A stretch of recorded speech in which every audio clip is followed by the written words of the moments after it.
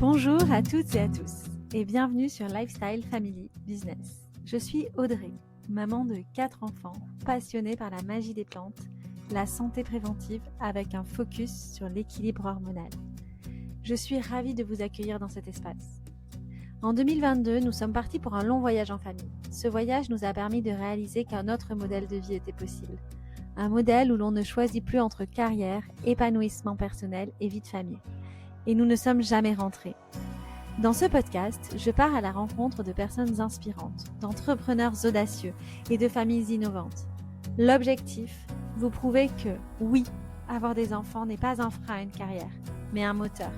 Oui, mener des grands projets est compatible avec une vie de famille et un système nerveux respecté.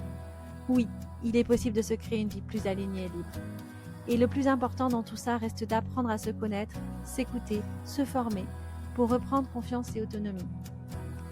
Mes invités ne sont pas là pour que nous nous comparions, mais pour nous insuffler l'audace de faire nos propres choix. Ce podcast pourrait être cet entourage bienveillant, celui qui nous murmure à l'oreille qu'il est temps d'oser vivre ses rêves. Alors installez-vous confortablement et c'est parti pour un nouvel épisode.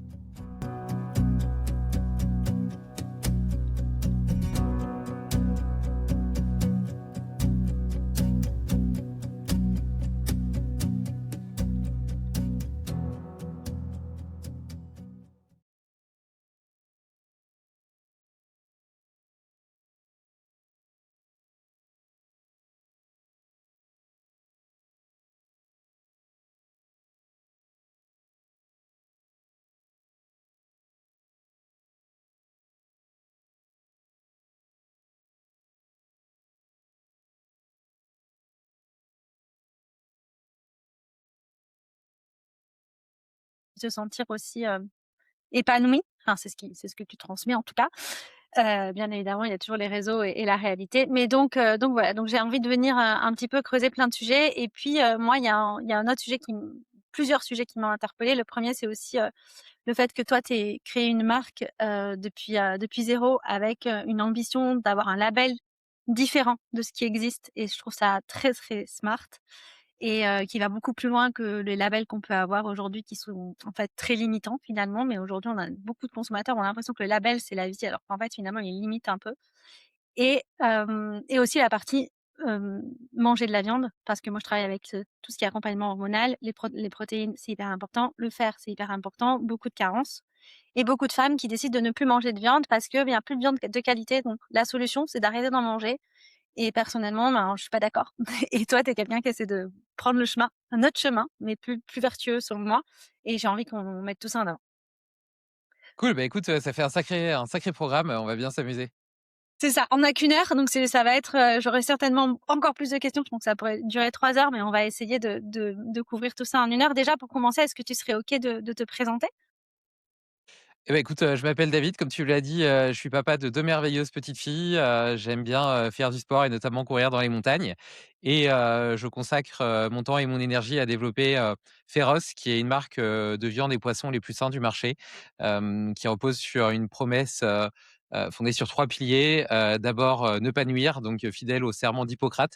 Ça veut dire zéro polluant, on teste tout en laboratoire, donc l'absence de pesticides, résidus médicamenteux, métaux lourds, microplastiques. Ensuite, nourrir avec des produits à haute densité nutritionnelle, donc c'est naturellement le cas des protéines animales qui sont en réalité, très riches en vitamines et en minéraux. On a tendance à croire que les meilleures sources, sont les légumes et les légumes sont importants, mais en réalité, les aliments les plus denses sur le plan nutritif, sont surtout dans le règne animal. Durer, en s'inscrivant dans une forme d'agriculture durable, régénérative, qui permet de préserver la santé des animaux, des écosystèmes, des sols et puis, des hommes qui en prennent soin. Trop bien. Et est-ce que tu as toujours été entrepreneur? Est-ce que tu as toujours entrepris ou est-ce que tu viens du salariat classique? C'est quoi ton parcours? Non, j'ai jamais été salarié, je crois que j'ai toujours été entrepreneur avant même de savoir ce que ça voulait dire. Je me souviens quand j'avais 12 ans, j'ai eu la chance de partir une fois en Italie et j'ai ramené des bébés palmiers. C'est les palmiers, ça se reproduit par le tronc, ça fait des espèces de rejets un peu comme les fraisiers et donc j'en avais ramené une centaine que j'ai, replantés dans des petits pots et vendus dans un vide-grenier en Bretagne. Donc j'avais 12 ans quand j'ai fait ça Et puis, après quand j'ai eu 15 ans, j'ai fait des élevages de serpents, de lézards et cetera et je revendais les bébés, sur internet, à une époque où, les choses étaient bien différentes, on va dire. Hem Et donc, tu la tête de ma mère quand elle a reçu un appel des pompiers parce que, des bébés serpents s'étaient, retrouvés, bloqués, à l'aéroport en se demandant s'ils étaient, venimeux ou pas. Tout ça pour dire que, je crois que c'est profondément inscrit, dans mes gènes, on va dire. Avec le vivant, il faut dire, déjà. Avec le vivant, même si après j'ai eu, plusieurs entreprises, plutôt, digitales avant de créer Féroce, j'avais une start-up B2B dans la technologie, des médias et de la publicité. Et du coup, qu'est-ce qui t'a donné envie de créer Féroce? Écoute, le 1er quart de ma vie a été marqué par une hygiène de vie absolument déplorable. Donc, je consommais beaucoup trop d'alcool, j'avais, une alimentation qui était, vraiment inadaptée, j'étais complètement sédentaire, pas du tout de sport, un sommeil de mauvaise qualité et puis, pour plusieurs raisons, j'ai fait un virage à 180°, et ce qui est assez fascinant, c'est que quand tu commences à changer, peu importe l'entrée par laquelle tu démarres, que ce soit la nutrition, le sommeil, le sport, le mouvement, la gestion de tes émotions, et bien, ça fait une espèce d'effet boule de neige. Et puis petit à petit, j'ai commencé à me sentir mieux, à m'apercevoir que j'avais plus d'énergie, plus de vitalité au quotidien pour vivre une vie, et des émotions, riches, pleines, et intenses. Et je me suis pris au jeu. Alors j'ai lancé un podcast qui s'appelle Limitless Project, sur lequel j'ai reçu des médecins, des entrepreneurs, des scientifiques, des athlètes. Hem et hem et donc ils étaient, nombreux à souligner, les niveaux de carence de la population générale. C'est-à-dire que pendant tout un temps, ça se limitait surtout aux sportifs, aux personnes âgées, aux femmes enceintes et puis, maintenant ils faisaient le constat que ça touchait absolument tout le monde, notamment en raison de l'appauvrissement des sols lié à l'intensification des cultures. Et donc l'appauvrissement des sols fonde, la diminution micronutritionnelle des fruits et des légumes, mais aussi, de la viande parce que, les vaches, ben, elles se nourrissent, de ces mêmes aliments. Un cercle. Donc, exactement, il y a un cercle vicieux qui se crée, mais également, à la pollution, parce que la pollution, tous les xénobiotiques et cetera, les perturbateurs endocriniens, les additifs, heu les pesticides viennent, attaquer notre muqueuse intestinale qui devient, de plus en plus perméable et de moins en moins capable d'absorber, correctement, les nutriments de notre alimentation. Alimentation qui par ailleurs est de plus en plus, transformée et ultra transformée. C'est des produits qui se caractérisent par des calories vides, donc qui sont denses en calories, mais pauvres, en micronutriments essentiels, qu'on parle de vitamines, de minéraux, d'acides gras, utiles comme les oméga 3 ou, d'acides aminés, de protéines, qui sont vraiment les briques élémentaires de notre corps. Et en plus de quoi, on est de plus en plus stressé dans notre quotidien, c'est le fameux stress chronique, mais également stressé pendant qu'on mange parce qu'on va, avaler distraitement un repas en regardant la télé ou, en continuant à travailler. Donc on n'est pas dans une, disponibilité parasympathique qui permet, la pleine digestion, de notre alimentation. Et le stress chronique, à l'inverse, augmente la déplétion et nos besoins, en fait, si tu veux, en micronutriments. Donc pour ces 4 raisons, on a vraiment, des carences, généralisées, et puis, tu vois, avant, c'était surtout la vitamine D et le magnésium et puis aujourd'hui, c'est presque tous les nutriments. La plupart des médecins fonctionnels qui font des analyses de sang un peu poussées, détectent des carences partout, quoi. Donc c'est vraiment, une épidémie, une pandémie, et finalement on a tendance à penser que, voilà, les carences, bon, c'est pas terrible pour la santé, que ça va impacter notre longévité et cetera, mais je crois que c'est beaucoup plus que ça. Le corps humain, il a 4 fonctions essentielles. La première, elle est liée, au fait de construire de nouvelles cellules, réparer, régénérer des tissus et cetera. Et pour ça, on a beau avoir, le meilleur architecte qui soit, notre architecte, c'est notre ADN. Et bien, si derrière, il n'y a pas, des ouvriers, des brouettes, du ciment et des briques, la maison, elle va jamais se construire. Et donc, les briques, la matière première qui va lui permettre de réaliser tous ces chantiers, c'est réellement, les vitamines, les minéraux, les acides aminés, les acides gras. Ensuite, il a une deuxième fonction qui est liée à la production d'énergie. Donc, au sein de chacune de nos cellules, on a des centaines, des milliers de mitochondries, qui sont des centrales électriques et énergétiques, qui, permettent de créer de l'ATP. Et donc l'ATP, c'est un peu l'équivalent, de l'électricité dans une pile. Et donc, pareil, pour faire ça, il a besoin de plein de micronutriments. Ensuite, il y a une fonction de transmission de l'information. Donc c'est tout ce qui va être, qui va permettre la communication entre nos organes, entre nos neurones, donc la construction des neurones transmetteurs, des hormones, et cetera. Et donc et ça, c'est pareil, tu vois? Les précurseurs, par exemple, de la dopamine, de la sérotonine, de la mélatonine, et cetera, c'est des acides aminés. Et puis, la dernière fonction, c'est une fonction de protection, parce qu'en respirant, on génère, l'air nous permet de vivre et en même temps, nous oxyde et l'oxydation crée des radicaux libres. Les radicaux libres, c'est un peu comme des molécules instables qui, foncent dans tous les sens, un peu comme une balle de fusil et si, il y a une cellule sur son passage, bah, elle va la transpercer et la tuer. Et donc, pour stabiliser ces molécules instables, on a besoin d'antioxydants. Et donc les antioxydants, on peut en trouver dans l'alimentation, mais les plus puissants d'entre eux, ils sont, endogènes, c'est-à-dire qu'ils sont produits par le corps, notamment le glutathion. Et les précurseurs de ces antioxydants, eh bien, c'est encore une fois des micronutriments qui viennent de notre alimentation.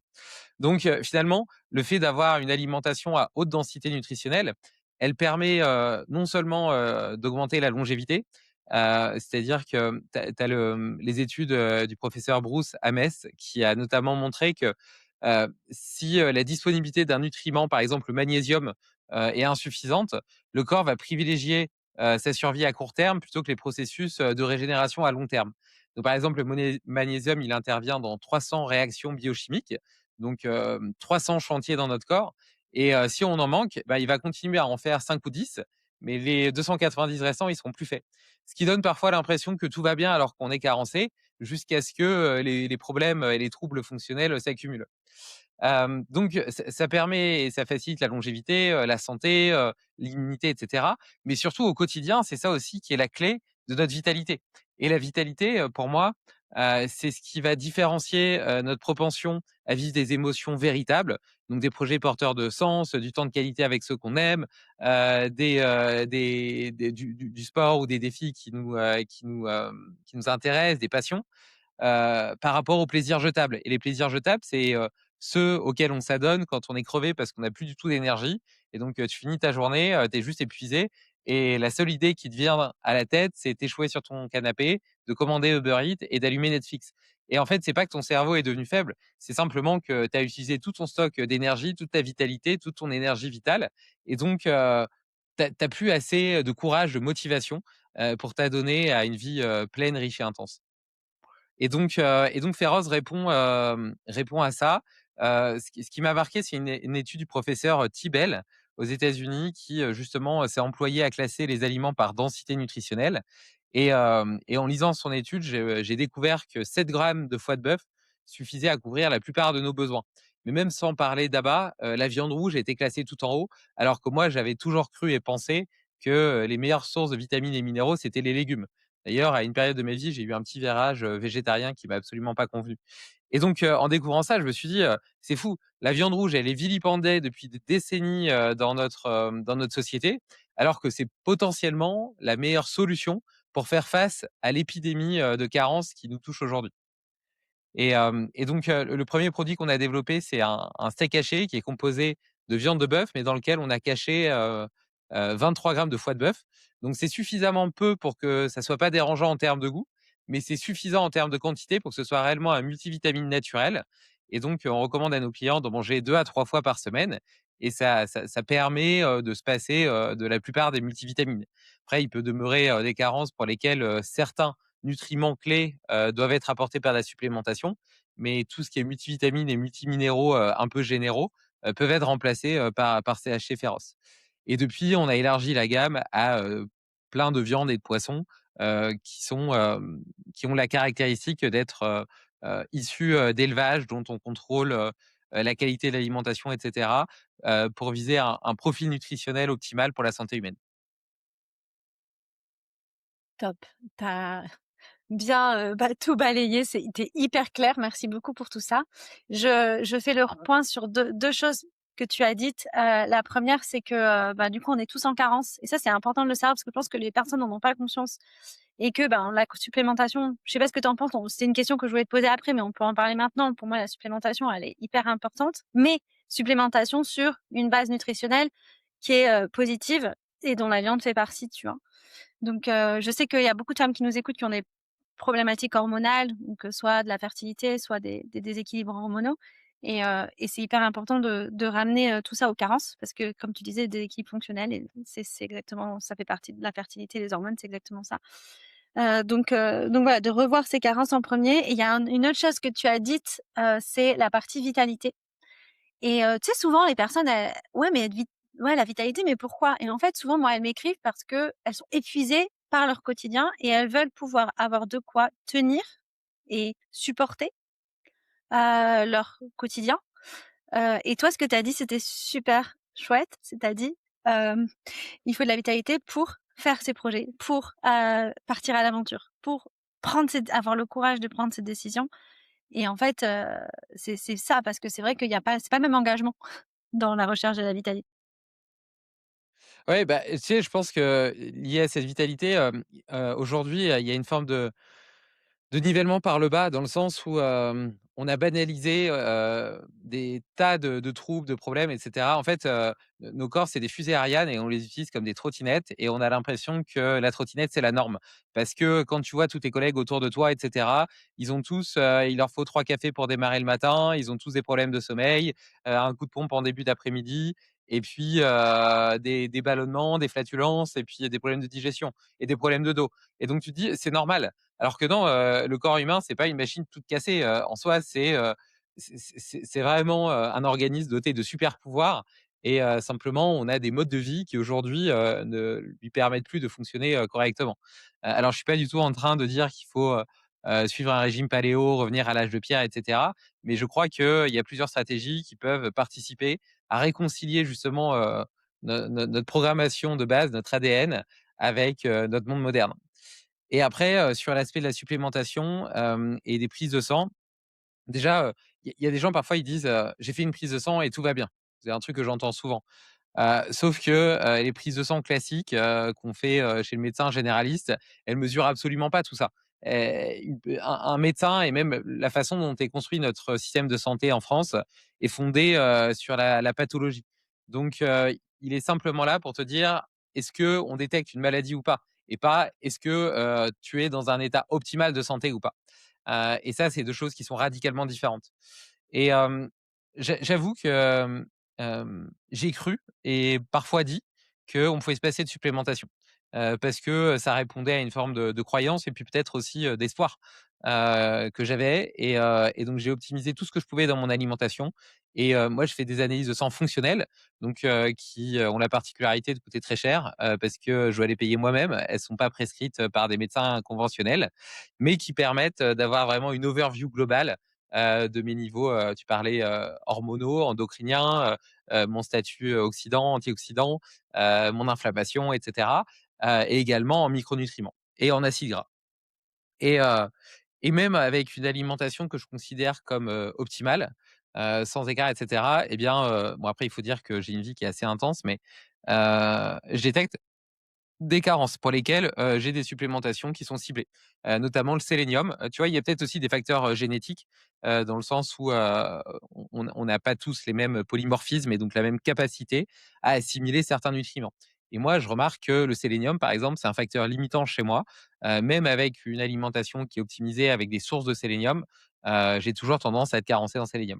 C'est juste un exemple parmi d'autres. Mais, c'est pas une supplémentation, de confort, avec un multivitamine que je prendrai en me disant que ça va régler tous mes problèmes.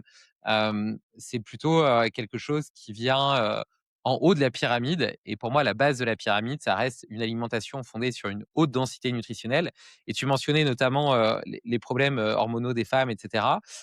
Donc, de par, les mensurations, elles sont quand même très, très nombreuses à être carencées en fer, d'autant plus lorsqu'elles, ne mangent pas de produits animaux. Le fer héminique animal, il est absorbé à hauteur d'à peu près 25 alors que le fer végétal, tu vas être à 1 ou 2 ou 3. Donc c'est très, très dur de couvrir ses besoins en fer, uniquement avec, des végétaux. Et il y a un truc qui est assez fascinant et qui montre à quel point on est, fait pour des régimes omnivores, c'est que le fait de consommer des sources de fer ou de zinc, animaux va potentialiser, catalyser, améliorer l'assimilation de toutes les formes de fer et de zinc.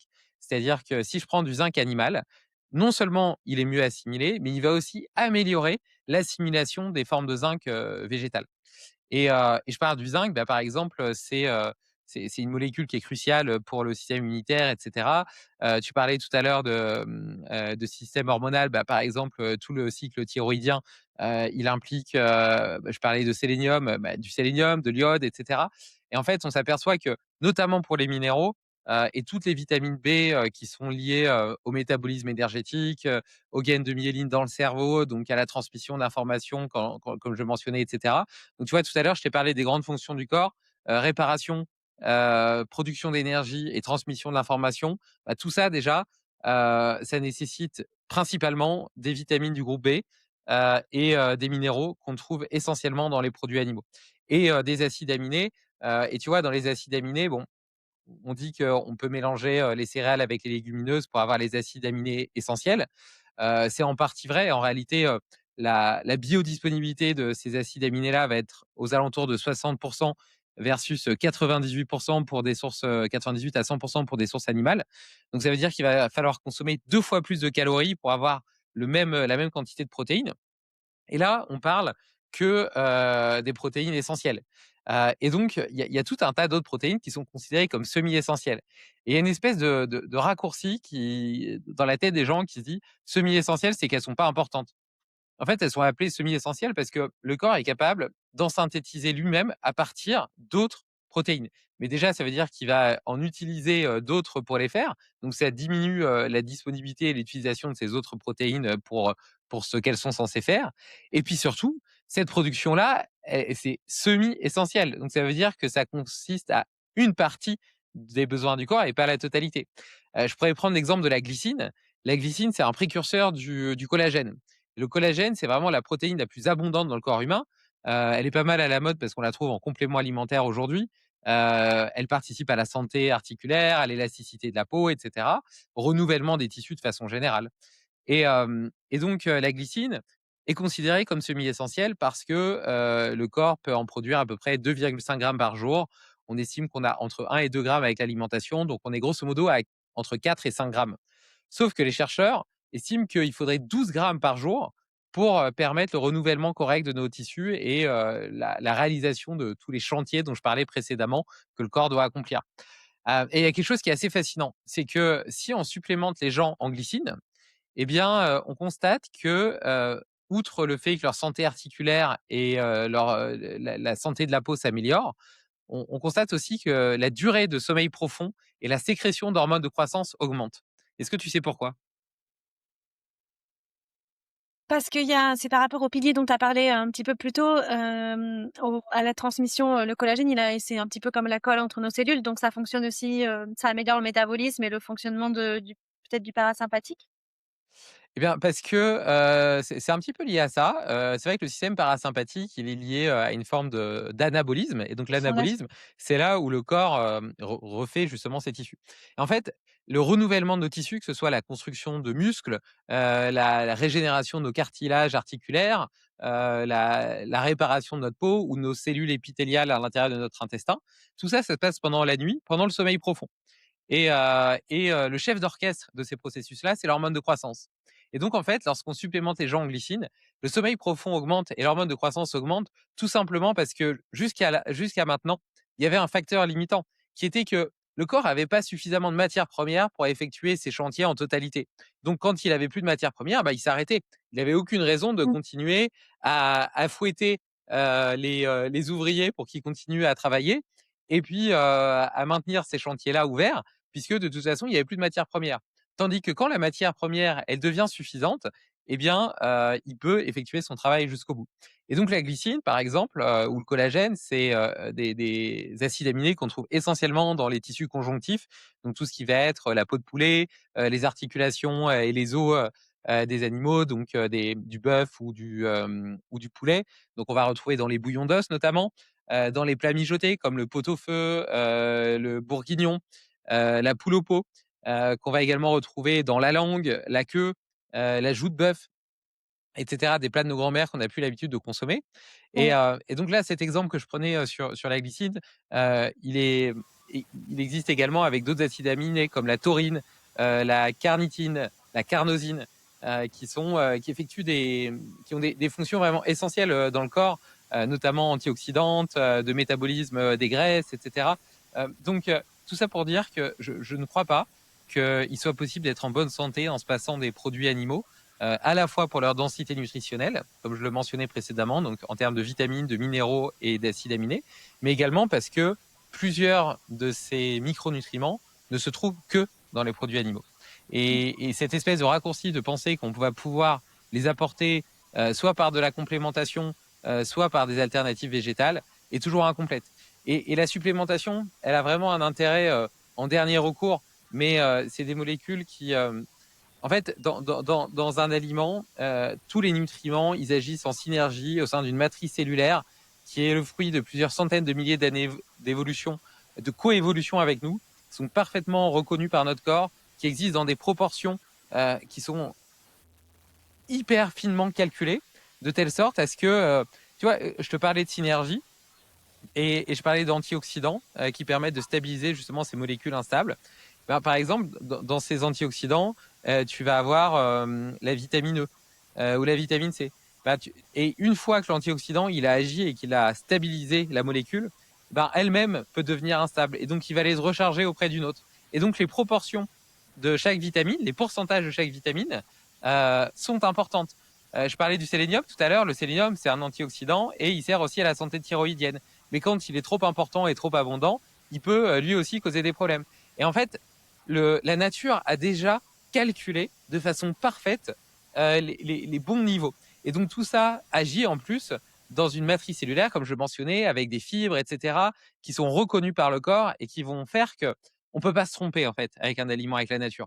Tandis que un complément alimentaire, il va toujours être concentré à des doses supraphysiologiques, donc à des niveaux qui n'existent pas dans le règne naturel. Cette molécule, elle va être seule, c'est-à-dire qu'elle est il y a pas d'autres nutriments qui vont venir en pourcentage et en synergie avec elle, mais elle va pas non plus être entourée de toute cette matrice cellulaire qui modifie la façon dont le corps va la détecter et la traiter. Et donc, elle va être non seulement moins biodisponible, mais même elle peut devenir dangereuse entre guillemets Oui. si elle est mal calibrée. Donc, de mon point de vue, la supplémentation, elle doit seulement intervenir dans des cas de carence ou de problèmes avérés. Et donc, ça peut particulièrement être le cas pour la vitamine D, liées à l'exposition au soleil, etc. Mais même quand on sait, moi, tu vois, je fais du trail, je cours beaucoup en montagne, etc. Et malgré tout, j'ai besoin de supplémentation en vitamine D. D'autant plus que c'est une vitamine, mais c'est aussi une hormone. Et je mentionnais le stress tout à l'heure. Et en fait, nos rythmes de vie font qu'on l'utilise beaucoup plus. Elle entre dans plein de voies métaboliques. Et donc voilà, donc on en a besoin de davantage. Le magnésium, j'ai eu beau retourner dans tous les sens, tu vois, il y a une application qui s'appelle Chronometer qui permet de calculer ses calories. Donc, tu rentres tes repas avec les bonnes quantités, les bons grammages, etc. Et tu sais exactement quelle quantité de micronutriments tu as et donc Mmh. lesquels potentiellement tu es en carence. Ça dépend de Et la qualité. Ça oui, dépend bon, de la ça dépend. qualité de la nourriture que tu prends. Ouais, donc ça, en plus, ça dépend de la qualité, mais même avec une nourriture d'hyper bonne qualité, j'ai cherché toutes les sources les plus riches en magnésium, et cetera. À part à manger 100 grammes de graines de courge par jour, ce qui peut poser d'autres problèmes, notamment lipidiques, et cetera. Enfin, pas lipidiques, mais caloriques, et cetera. C'est impossible. Enfin, j'ai trouvé aucun moyen de les atteindre. Donc voilà, donc le magnésium, la vitamine D, je pense que c'est des nutriments pour lesquels on est tous presque obligés de se supplémenter. Mais pour tous les autres, je crois que c'est quelque chose qui doit être individualisé et en fonction de carences avérées par des prises de sang.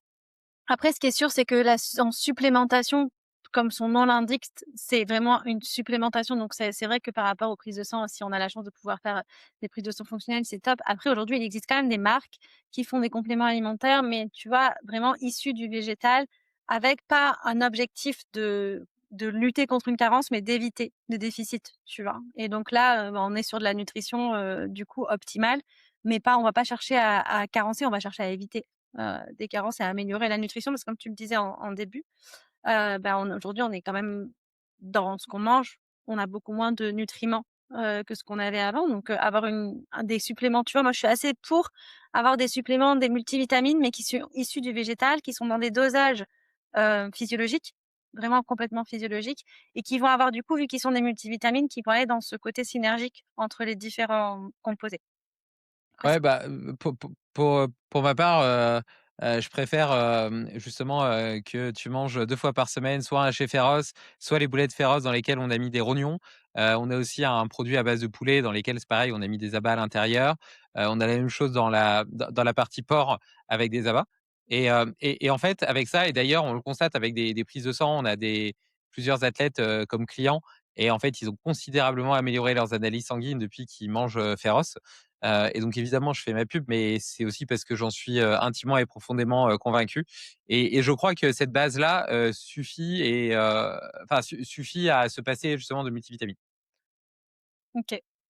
Après, ce qui est sûr, c'est que dans tous les cas, en multivitamine ou pas, la nutrition, ça reste la base de la base. Et puis, là, on en vient du coup au deuxième sujet, qui est qu'aujourd'hui, et tu en as parlé déjà un petit peu, c'est qu'aujourd'hui, bah, le problème, c'est qu'on a de plus en plus de nourriture transformée, de mauvaise qualité.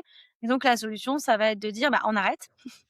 C'est un peu ce qui se passe avec l'aromathérapie aussi, tu vois? On évite les huiles essentielles, mais en fait, c'est juste parce qu'il y a 80 des huiles qui sont de mauvaise qualité et pareil pour la viande, il y a énormément de viande de mauvaise qualité, donc la solution, ça va être d'arrêter et ça, moi, ça m'ennuie vraiment parce que si on fait ça avec tout, on va finir à manger des pilules et puis le monde va plus tourner dans le bon sens, quoi. Donc si on reprenait le problème à la source, ce serait plutôt pas mal et c'est ce que tu fais avec la viande, et le poisson maintenant et du coup, tu pour un peu changer ça, tu as aussi décidé de créer un label.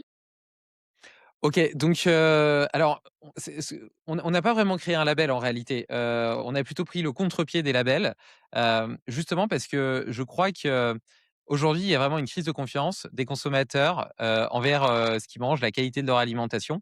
Hem, le label bio, a participé à répondre à cette problématique et je crois que dans ses fondations, c'était vraiment une belle initiative.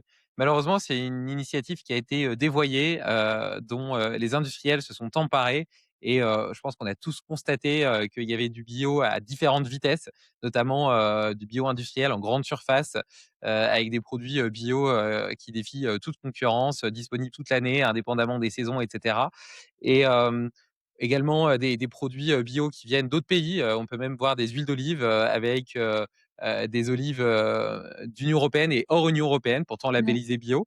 Donc voilà, on s'aperçoit qu'aujourd'hui, ils peinent à répondre à ce pourquoi il avait été créé initialement. Et c'est peut-être le problème des labels, c'est dans leur volonté à être suffisamment, grand public, inclusif, et puis, à répondre à un petit peu tout type de produit et cetera, bah, ils ont lissé et gommé, les aspérités qui faisaient justement leur exigence et leur différenciation.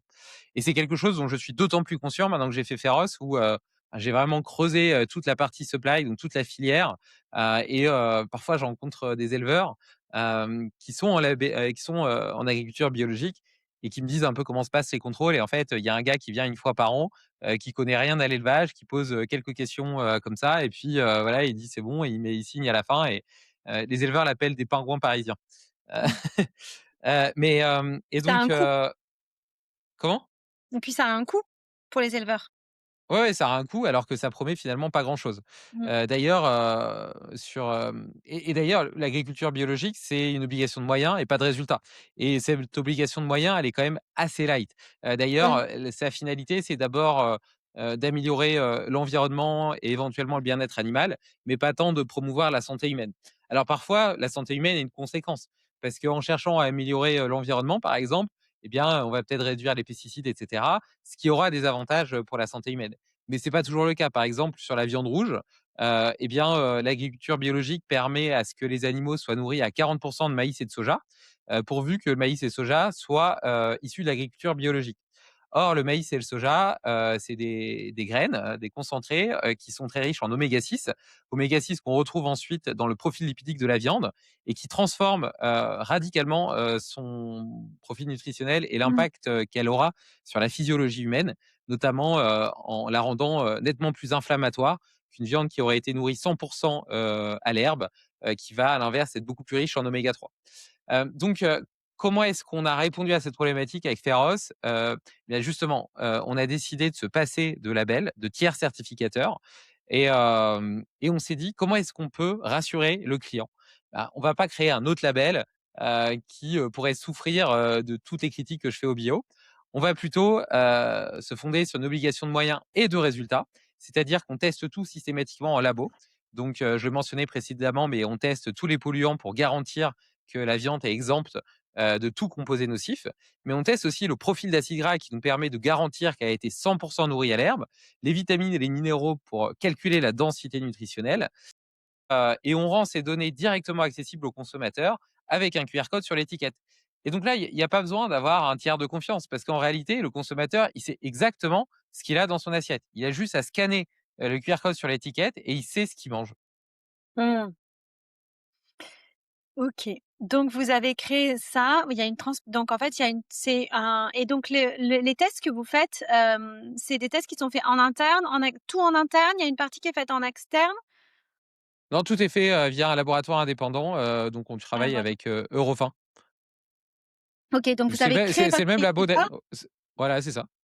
et puis c'est eux qui checkent, à partir du On cahier des charges que vous avez créé? Donc, on a créé notre cahier des charges. Grâce à ça, on sélectionne, des fermes, qui, s'engagent, sur notre démarche. Donc le OK. cahier des charges sur le bœuf, par exemple, c'est une alimentation 100 à l'herbe, des races, rustiques, pas de vaccination, pas d'antibiothérapie, ce qui, au final, est un peu «naturel» entre guillemets.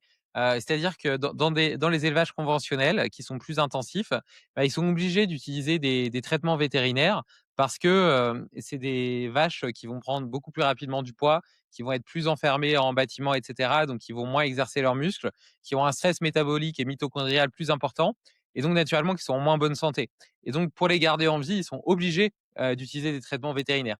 Tandis que nous, elles vivent, en pâturage toute l'année, dans la prairie et cetera et donc il y a moins de concentration, donc moins de propagation de bactéries.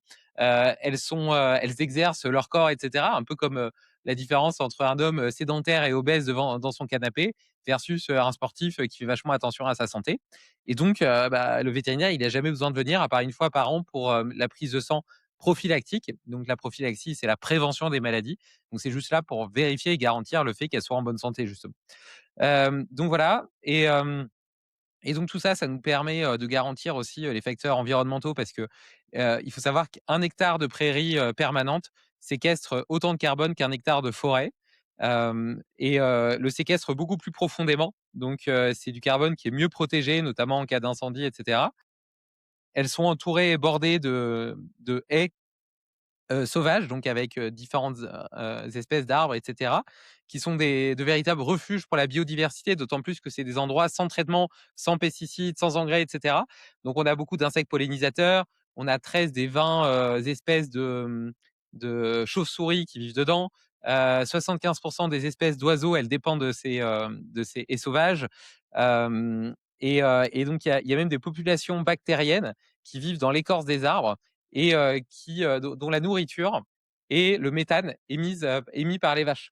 Donc le fameux méthane, qui est considéré comme, participant au réchauffement climatique, ce qui est en partie vrai, je pourrais revenir sur le sujet après, est, neutralisé jusqu'à 75 par ces bactéries qui vivent dans les écorces, des arbres. Et donc je disais, c'est en partie vrai. Heu, je dis en partie parce que le méthane, c'est vrai que c'est un pouvoir réchauffant très important, mais très peu durable. Donc il a une durée de vie d'à peu près 12 à 20 ans, dans l'atmosphère. Ce qui veut dire que tant que le cheptel bovin reste stable et bien, les rejets, et les gaz à effet de serre liés à l'élevage n'augmentent pas. Contrairement au protoxyde d'azote qui est lié, aux engrais de synthèse utilisés pour les cultures végétales, qui lui, va s'accumuler. Donc c'est une logique de stock. C'est-à-dire qu'il a un pouvoir réchauffant plus faible, mais il va rester 1000 ans dans l'atmosphère. Donc à chaque nouvelle culture, ça va s'ajouter. Donc voilà, donc tout ça, ça fait partie de notre cahier des charges. On sélectionne des fermes, soit qui répondent déjà à notre cahier des charges, soit qui sont d'accord de modifier leurs D'accord. pratiques pour y répondre. On va les rencontrer et on tourne des vidéos, systématiques avec chacun de nos éleveurs parce qu'on a envie de montrer à nos clients, tu vois? Moi, j'ai été les rencontrer, donc je sais d'où ça vient. Je sais quelle est l'éthique de l'éleveur, à quel point il est respectueux du vivant et cetera. Mais cet aspect philosophique, il est hyper important et mes Mmh. consommateurs, ils le voient pas. Donc c'est important de raconter leurs histoires. Donc chaque éleveur a vraiment une vidéo où je leur pose toutes ces questions. Comment est-ce qu'ils s'occupent de leurs animaux? Qu'est-ce qu'elles mangent? Est-ce que le vétérinaire, il vient? Dans quelles conditions? Qu'est-ce qui leur plaît dans leur métier, comment se passe l'abattage. On impose aussi que l'éleveur accompagne lui-même ses animaux à l'abattoir, que ce soit l'abattoir le plus proche de la ferme et on a des accords spécifiques pour que les animaux soient abattus dès leur arrivée pour pas qu'il y ait d'attente en stabule qui pourrait générer du stress. D'ailleurs, je te parlais des analyses qu'on faisait en labo. C'est quelque chose qu'on fait pas encore, mais que j'aimerais faire. On pourrait récupérer quelques poils pour faire une analyse du cortisol, Mmh. qui est pas seulement un marqueur du stress subi au moment de l'abattage, mais représentatif du stress de toute la vie de l'animal. Et donc, ça nous permettrait d'avoir une espèce de jauge qui garantirait, en plus de l'aspect nutritionnel et environnemental, l'aspect bien-être animal. Donc ça, c'est un projet qui est en cours. Donc voilà, donc on a ce qui est des charges, on va rencontrer les éleveurs, on fait les vidéos et ensuite, on fait les analyses labo. Donc on envoie un échantillon de viande pardon, à Eurofin, qui va analyser le profil d'acide gras complet, les polluants qu'on a sélectionnés, donc métaux lourds, médicaments et pesticides, et voilà, et qui nous renvoie les résultats. Et donc, par exemple, pour avoir des animaux 100% nourris à l'herbe, il faut que le ratio oméga 3 sur oméga 6 soit inférieur à 2. C'est ce qui est physiologiquement le mieux adapté à la santé humaine, mais surtout, la seule façon d'y arriver, c'est d'être 100% à l'herbe. C'est impossible de le faire autrement. Tu vois, par exemple, Bleu Blanqueur, ils essaient d'avoir une viande qui est plus riche en oméga 3, mais on peut y arriver en augmentant simplement la ration, en enrichissant la ration avec des graines de lin. Et ça leur permet d'atteindre un ratio Mmh. oméga 3 sur oméga 6 à 4. Mais pour Je arriver pen inférieur à 2, il faut être 100% à l'herbe. Je pensais que c'était que les œufs, tu vois? Le blanc bleu blanc cœur. Non, il y a Hem, aussi un peu de bœuf, mais donc c'est une super démarche, hein. Moi, j'aime beaucoup Pierre Weil. Il a été précurseur d'ailleurs, sur le sujet. Après la façon dont on se différencie, c'est que lui, il se focalise sur une molécule qui sont les oméga 3. Nous, on considère que ce ratio-là, en fait, est juste un marqueur, d'une big picture qui est beaucoup plus grande. Et quand on analyse les vitamines et les minéraux, on s'aperçoit que certes, notre viande, elle est 4 fois plus riche en oméga 3, mais elle est aussi 4 fois plus riche en CLA, et en C15 qui sont des molécules de plus en plus étudiées par les chercheurs anti-aging sur la longévité. Elle est 10 fois plus riche en vitamine B12 et en tocophénol, c'est la vitamine E, 3 fois plus riche en vitamine B3. Donc en fait, on s'aperçoit que les oméga 3, c'est juste le facteur de certification le plus facile qui nous permet de garantir mmh, que c'est nourri à l'herbe. Mais ce type d'élevage a des implications beaucoup plus larges que simplement la teneur en oméga 3. mmh. Donc Exactement. Et tu vois? Et même sur l'aspect, excuse-moi, je rebalance là-dessus, mais sur l'aspect, ne pas nuire, donc avoir une viande, tu vois? On ouais. sait que les antibiothérapies chez les animaux, participent à l'antibiorésistance chez l'humain. Eh bien, pour avoir des vaches, sans antibiotiques, l'une des seules façons de faire, c'est d'avoir des vaches en bonne santé et donc qui font ce qu'elles sont censées faire, c'est-à-dire la vache est un ruminant. Mmh. C'est quand même fascinant. C'est probablement l'un des seuls animaux animal sur terre à être capable de valoriser de l'herbe, et ce type de végétaux. Et comment elle le fait? Eh bien, elle a un estomac qui est compartimenté en 4 parties. Et donc ça fait de la fermentation. Donc en fait, il y a toute une flore microbienne de bactéries et cetera qui vont digérer pour elle cette herbe pour en tirer des vitamines, des protéines et cetera que la vache va pouvoir utiliser. Donc c'est comme si c'était vraiment une usine sur pattes qui permet de valoriser des produits que nous, on ne pourrait pas utiliser, qu'aucun autre animal ne pourrait utiliser. L'herbe qui est riche en oméga 3 végétaux, les oméga 3 végétaux, ils sont très mal utilisés par l'homme. C'est ce qu'on appelle les oméga 3 ALA et ils sont convertis à hauteur de 1 à 5. Donc, Ouais. ils sont très, très peu utilisés. Mais la vache, elle est capable de les transformer en oméga 3 DHA et EPA qui, à l'inverse, sont la forme animale qui, elle, va pouvoir être utilisée par le corps. Et pourquoi c'est important? Bah, en fait, sur une cellule humaine, dans la membrane cellulaire, tu vas avoir des oméga 3 et des oméga 6 qui sont directement intégrés dans la membrane. Les oméga 6, ils sont souvent critiqués, mais en réalité, ils sont hyper importants parce que c'est eux, c'est des médiateurs de l'inflammation et c'est eux qui vont nous permettre de faire face à un stress aigu comme une infection, un entraînement de sport intense, une blessure ou autre. Mais après avoir effectué la réparation, après avoir eu de l'inflammation qui nous permet de guérir, eh bien, il faut supprimer cette inflammation. Donc, il faut que les pompiers arrivent derrière. Bah, c'est le rôle des oméga 3. C'est pour ça que les 2 sont normalement équilibrés dans la membrane cellulaire, parce que les 2 arrivent en couple, en fait. D'abord les oméga 6 pour médier l'inflammation et puis ensuite les oméga 3 anti-inflammatoires. Et le problème, c'est que notre alimentation moderne, elle est très déséquilibrée en faveur des oméga 6. Donc, dans nos membranes cellulaires, on a très peu d'oméga 3 et beaucoup d'oméga 6. Et ça, c'est notamment lié, aux produits ultra transformés parce qu'ils utilisent beaucoup ce qu'on appelle des huiles de graines, notamment de l'huile de tournesol, des huiles de soja et cetera, qui sont des huiles qui sont très riches en oméga 6. Et donc hem et donc hem, promeut une espèce d'inflammation de bas grade, c'est-à-dire qu'on est toujours un petit peu inflammé. Pas à des niveaux hyper élevés comme si on était malade et face à une infection, mais pas au niveau basal auquel on devrait être.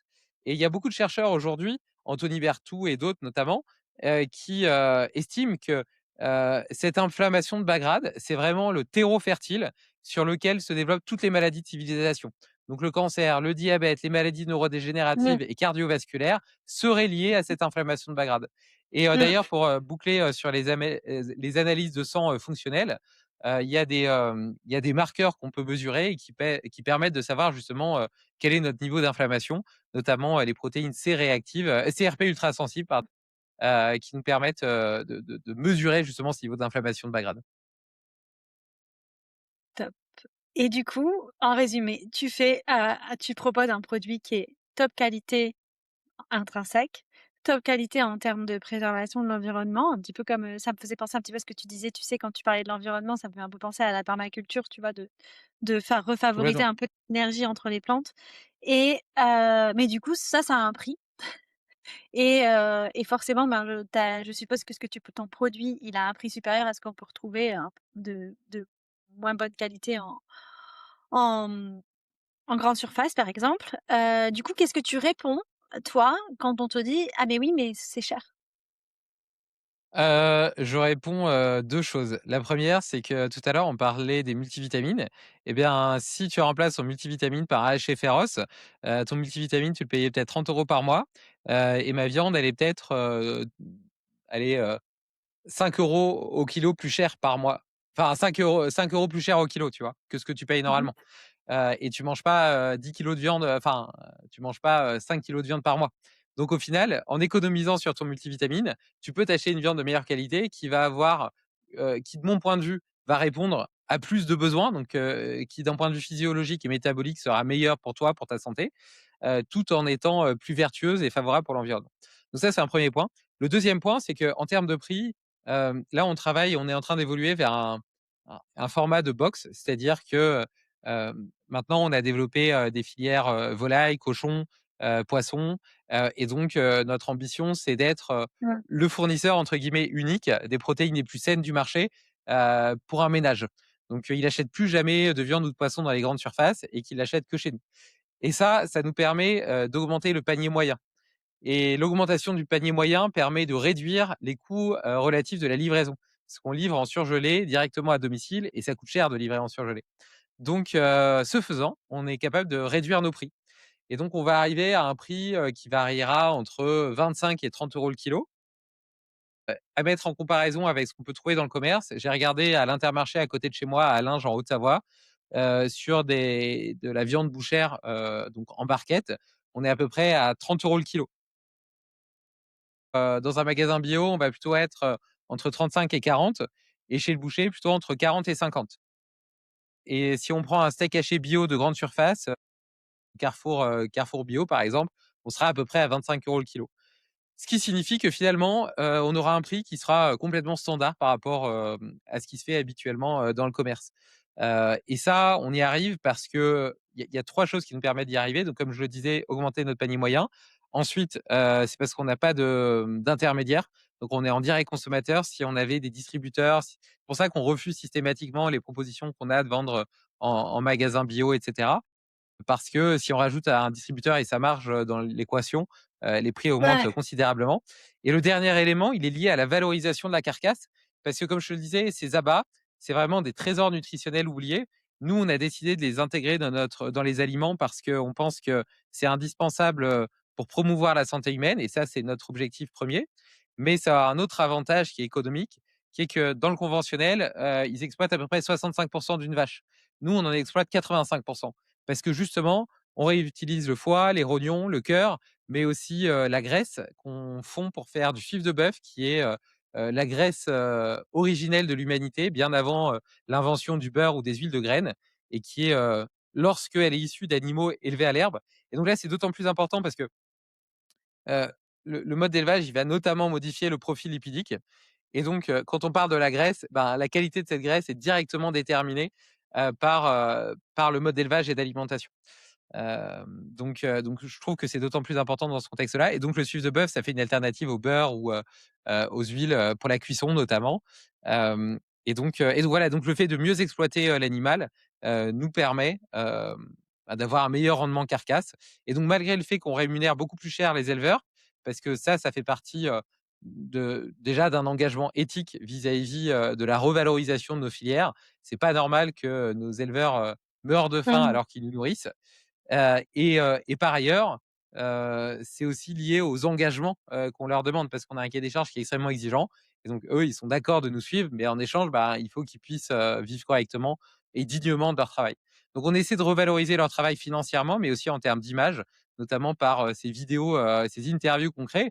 Parce que moi, l'image que j'en avais, c'était soit celle de l'amour est dans le pré, c'est-à-dire, l'agriculture idiot, avec 2 neurones qui vit avec sa mère et son chien, ou alors le tortionnaire qui, maltraite ses animaux, pour, dans des élevages toujours plus intensifs et ça, c'est absolument pas la réalité que je constate au quotidien à chaque fois que je vais les rencontrer, qui à chaque fois, me touche et m'inspire par, leur respect du vivant, mais aussi leur connaissance de la nature, de leur authenticité et cetera. Enfin, c'est vraiment des belles valeurs liées à la terre, que moi, citadin, j'ai, ouais, qui m'inspirent et qui participent à ma à me faire grandir en tant qu'humain. C'est hyper inspirant parce qu'en fait, dans tout ça, ce que tu fais, c'est que tu recrées parce qu'en fait, il y a, je sais pas, avant internet, avant les supermarchés, c'était comme ça. C'était que les personnes, elles allaient directement acheter, la viande, à l'agriculteur du coin et en fait, tu es en train de refaire la même chose grâce au digital, en fait. La vente directe, heu, directement, à l'agriculteur, sauf qu'avec le canal du digital au milieu parce que, ben, c'est quand même un canal qui est juste trop bien, donc autant qu'il nous serve, positivement à tous, quoi. Tu as tout compris. Ouais, top.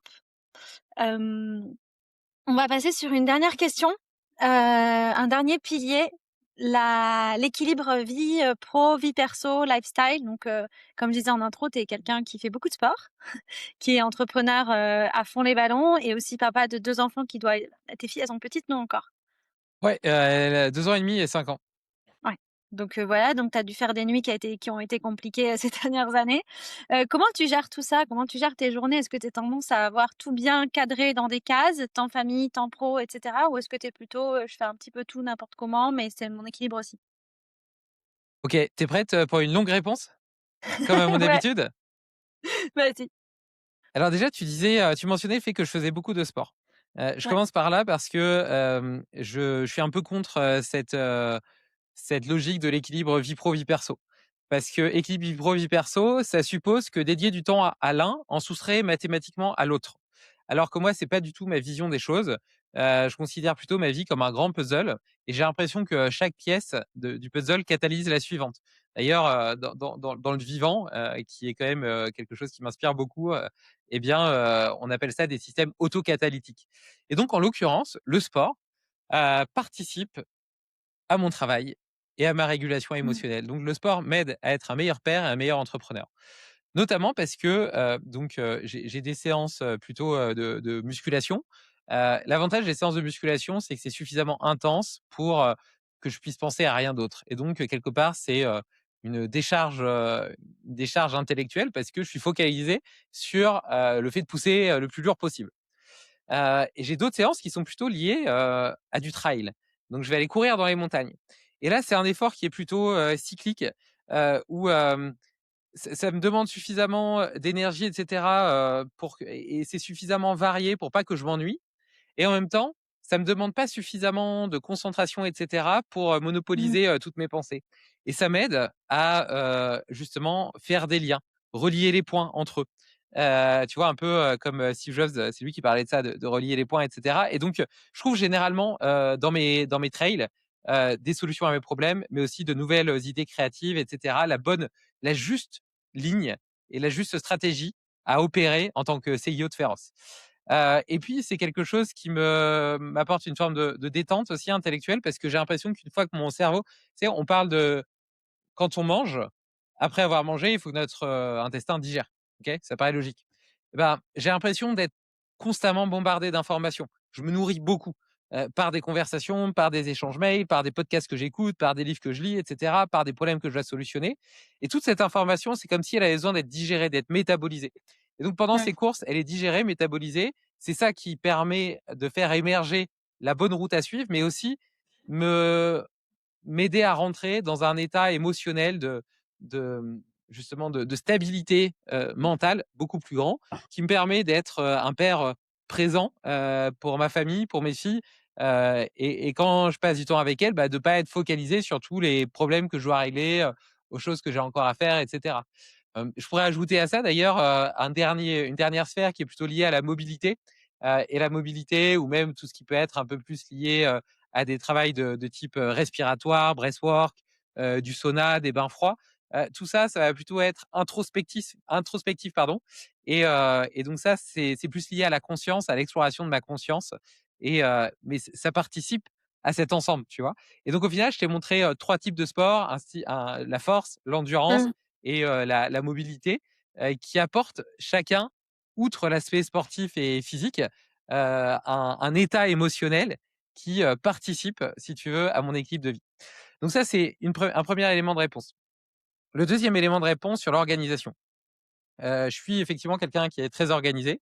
Je consacre chaque semaine, du temps le week-end à faire ma weekly review. J'observe ce qui s'est passé pendant ma semaine et cetera et à planifier la semaine suivante et mes journées, j'ai des règles automatiques si tu veux. Les calls, je les fais systématiquement à 13h30 et 14h30. OK? C'est-à-dire qu'il y aura jamais de call de rendez-vous le matin. Le matin, c'est des temps qui sont dédiés et consacrés à mon deep work. C'est ça qui me permet d'avoir systématiquement du temps à consacrer à mes projets, long terme, à ce qui est vraiment important. Parce que sinon, tu te retrouves toujours submergé par toutes les urgences, à répondre à des sollicitations externes, tes salariés, tes clients et cetera, à devoir éteindre des incendies et tu travailles jamais sur les projets de fond qui vont vraiment, Mmh. développer ta boîte sur le moyen long terme. Donc voilà, donc toutes mes matinées, c'est toujours mes phases de deep work et heu et en même temps, en n'ayant que 2 créneaux de call par jour, ça fait quand même, 10 créneaux par semaine. Mais, dans ma position, je dis ça sans aucune, enfin, en toute humilité, mais, j'ai beaucoup de sollicitations. C'est moins que ce qu'on me demande et donc naturellement, ça m'aide aussi à dire non parce que comme j'ai que ça comme slot à disposition, je suis obligé de sélectionner, tu vois? Et d'être exigeant. Et cette exigence, tu vois, moi, entrepreneur plus jeune, je disais oui à tout parce que je suis quelqu'un de gentil et de Mmh. très enthousiaste et j'ai toujours envie de rencontrer des gens. Sauf qu'en faisant ça, je finissais par passer mon temps à répondre à des trucs à l'extérieur et à jamais pouvoir me concentrer sur ce qui était vraiment important. Et je rentrais le soir et ma femme, elle me demandait, «Alors, qu'est-ce que tu as fait aujourd'hui?» Et moi, je lui disais 1000 choses, mais je suis Ouais, épuisé. un Ma piège. to-do list, elle s'est vidée, elle s'est remplie aussi rapidement et je serais même pas capable de citer une seule chose, parce qu'en fait, j'ai rien fait d'important. Donc voilà, donc tout ça, c'est vraiment, et je crois que d'être, très exigeant avec mon temps et la qualité de mon temps, parce que je sais qu'il est limité, c'est quelque chose d'absolument, fondamental. Et ça m'amène à un dernier point, qui est lié à, à la conscience des choses qui sont importantes pour moi, de ce à quoi j'ai envie de dédier mon énergie, de mes priorités et de mes zones de génie. Ce que j'appelle mes zones de génie, c'est la réunion entre, mes zones, d'excellence, qui est liée à mes compétences, à mon expérience de vie, à tout ce que j'ai développé, que ce soit par des formations, par mes talents naturels ou par mon expérience de vie. Avec ce qui, me passionne, ce qui me donne l'impression d'être aligné avec ce que je dois faire et cetera. Et donc je considère que 70 de mon temps, 70 à 80 de mon temps devrait être consacré à mes zones de génie. Pourquoi? Parce que déjà, c'est ce qui m'épanouit le plus en tant qu'humain, mais en même temps, c'est là où j'ai le sentiment d'être le meilleur. C'est là où j'apporte le plus, où je réalise vraiment, quelque part mon destin. C'est même pas, je dis pas ça d'un point de vue, spirituel, mais vraiment d'un point de vue, heu, tu vois? Je crois qu'on a tous des super pouvoirs, on a tous un potentiel. Ben, la pleine expression de mon potentiel se trouve à la réunion entre mes zones de compétences, mes passions et ma mission de vie. Ensuite, pour ça, j'utilise un outil qui s'appelle le X. C'est très simple. Tu as l'axe, horizontal, sur lequel tout à gauche, c'est ce dans quoi je suis mauvais et tout à droite, c'est ce dans quoi je suis très bon et ensuite tu as l'axe vertical. Tout en haut, c'est ce que j'adore faire et tout en bas, c'est ce que je déteste faire Donc tout en haut à droite, je suis super bon et j'adore le faire. C'est là où je dois passer 80 de mon temps, c'est mes zones de génie. En bas à droite, je suis très bon mais j'aime pas le faire. Là, j'accepte d'y passer 10-15 de mon temps, parce que je me dis que j'aide mon organisation. On est quand même obligé de temps en temps de faire des compromis et cetera. Ça fait partie de la vie. Je peux pas tout, Mmh. déléguer et cetera et l'inconfort fait aussi partie de la vie. Mais voilà, ça doit pas dépasser, 10-15 de mon temps. En haut à gauche, j'adore le faire mais je suis pas très bon. Bah là, peut-être que ça vaudrait le coup que je consacre du temps à me former pour m'améliorer et que petit à petit, ça se déplace vers la droite, c'est-à-dire vers mes zones de génie. Donc là, je vais y consacrer 5-10 de mon temps. Et en bas à gauche, je suis pas bon pour le faire et en plus de quoi, je déteste le faire. Ça, il faut absolument que je le délègue ou que je l'automatise. Aujourd'hui, avec l'intelligence artificielle, et cetera, il y a vraiment des opportunités là-dessus. Donc voilà, donc cette matrice, j'utilise pour, comment dire? Par exemple, quand je fais ma weekly review et cetera ou même de façon annuelle, j'essaie vraiment de regarder comment est-ce que je dédie mon temps et est-ce que je reste toujours cohérent par rapport à cette matrice et je l'applique aussi avec les gens avec qui je collabore. C'est-à-dire qu'il y a des gens qui me donnent de l'énergie, d'autres qui me drainent de l'énergie.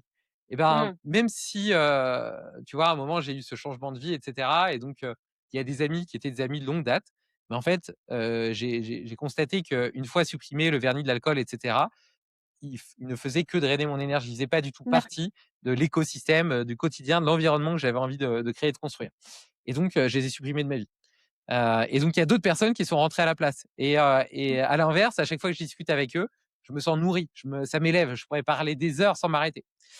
Donc voilà et le ça dernier élément, il est lié à la priorisation. Et donc tu vois, tu as l'impression que je fais beaucoup de choses, ce qui est le cas d'une certaine façon, mais c'est aussi parce que je refuse de faire plein d'autres choses. Donc comme je te mmh. le disais, il y a des choses bah, je suis très, très exigeant avec mon temps et donc il y a des choses qui rentrent pas dans mon emploi du temps et que la plupart des gens font.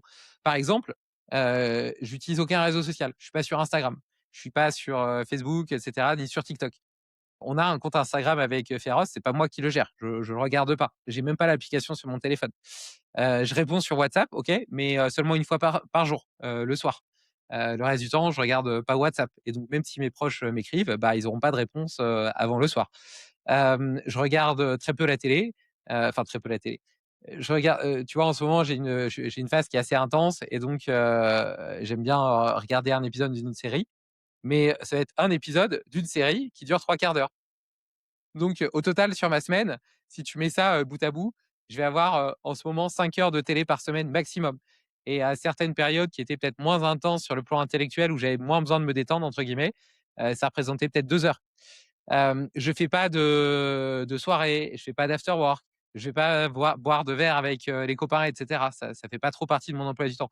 J'ai une vie qui est assez casanière, quand je vis ici en Haute-Savoie, qui est répartie entre Féroce, ma famille, donc je suis un père, j'ai envie d'être très présent, pour mes filles, ma femme et cetera et mon sport.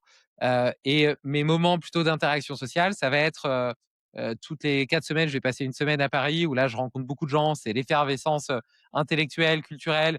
Je fais, des cafés, des déj, des dîners et c'est très, très intense et après je me recharge pendant, 3 semaines ou 4 semaines avec mes routines. J'ai pas mal de routines, quand je reviens en Haute-Savoie.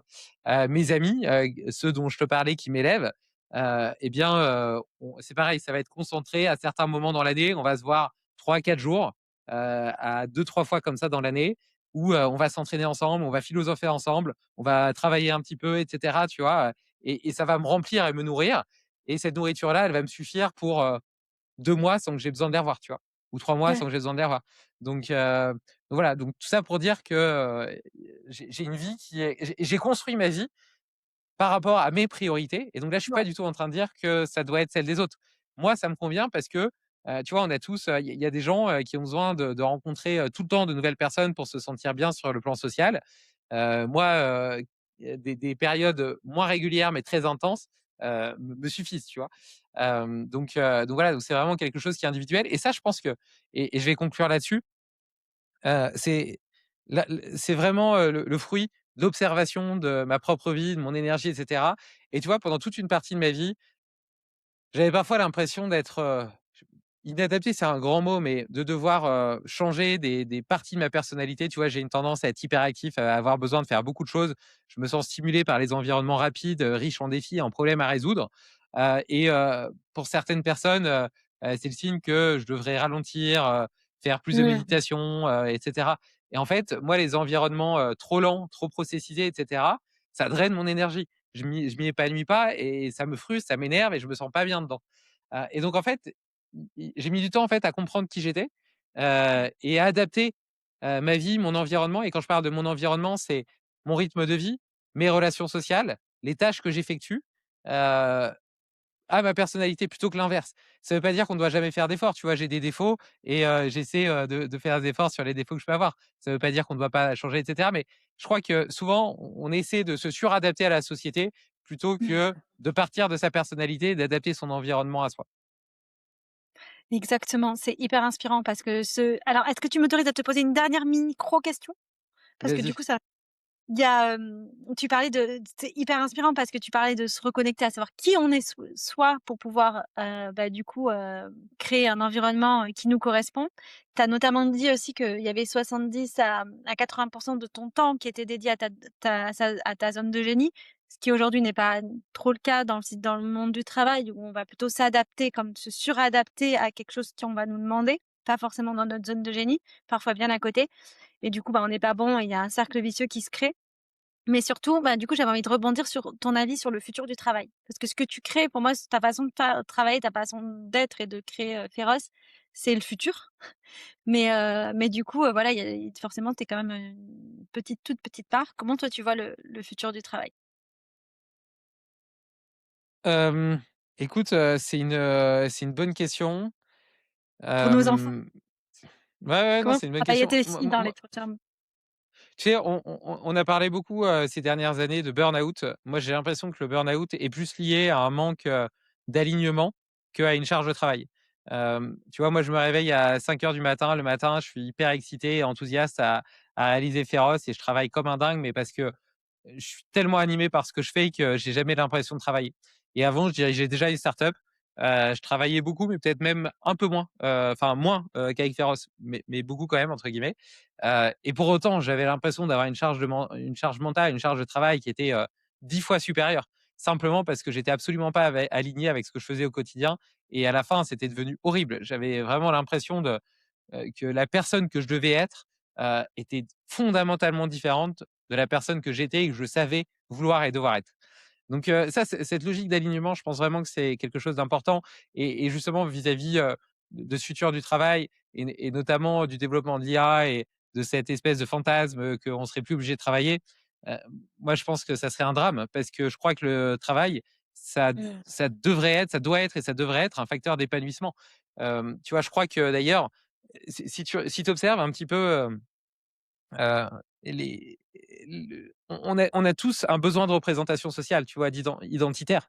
On a tous besoin de sentir qu'on sert à quelque chose, qu'on a un rôle, qu'on a une utilité, et cette perte de sens, cette perte d'utilité, d'ailleurs, on le voit très bien avec, les femmes qui ont fait le choix d'être femmes au foyer, avec tout le respect que j'ai pour elles parce que, d'ailleurs, j'ai des enfants, donc je sais à quel point c'est du travail et donc je considère ça comme un véritable travail.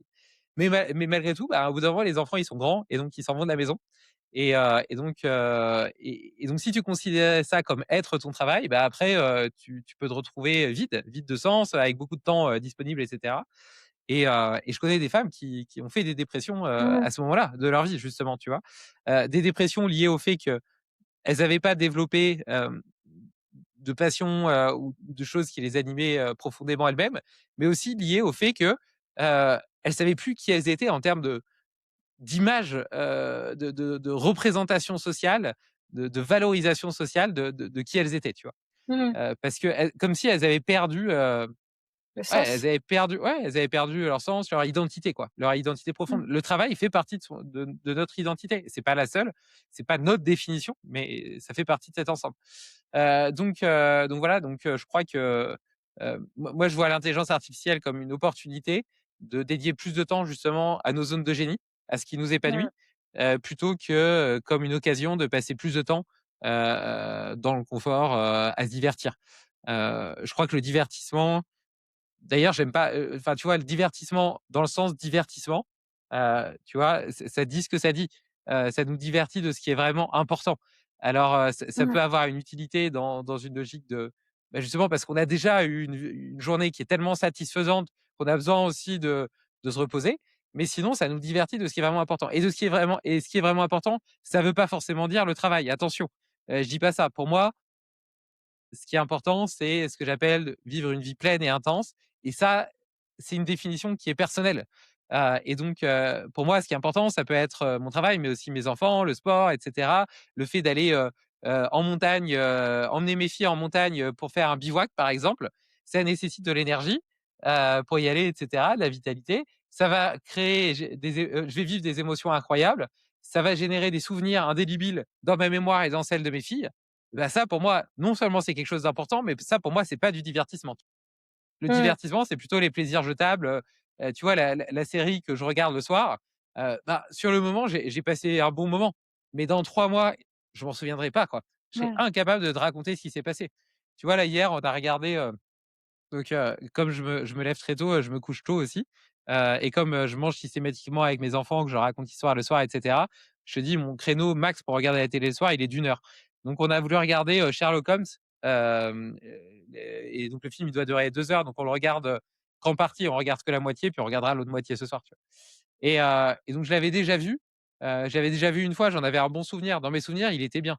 Force est de constater qu'en en le revoyant, je m'aperçois que je me rappelais de rien, tu vois?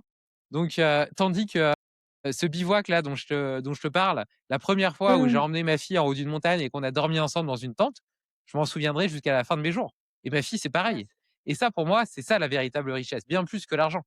L'argent, c'est juste un moyen qui nous offre une forme de sécurité ou la capacité à vivre des expériences. Mais au-delà de ça sert à rien. Merci beaucoup pour ton temps. Merci beaucoup pour cette question extra. J'aurais une dernière question, mais je te le demanderai en off. C'est ce que tu me partages et je le mettrai dans les notes de l'épisode, des podcasts ou des livres qui t'ont marqué ces derniers temps et qui OK, t'auront inspiré aussi. Voilà. très bien. Merci pour Merci beaucoup Audrey. bye bye. À bientôt, bye bye.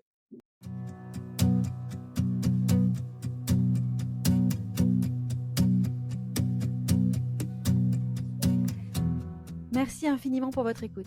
Si cet épisode vous a inspiré, la meilleure façon de me soutenir est de lui donner 5 étoiles, le commenter sur votre plateforme d'écoute préférée et le partager sur vos réseaux sociaux en m'identifiant. Cela m'aide énormément à donner plus d'impact à ces messages. Vous avez une idée d'invité ou une histoire incroyable à partager? N'hésitez pas à m'écrire. Mon adresse se trouve juste ici, dans les notes de l'épisode. À bientôt!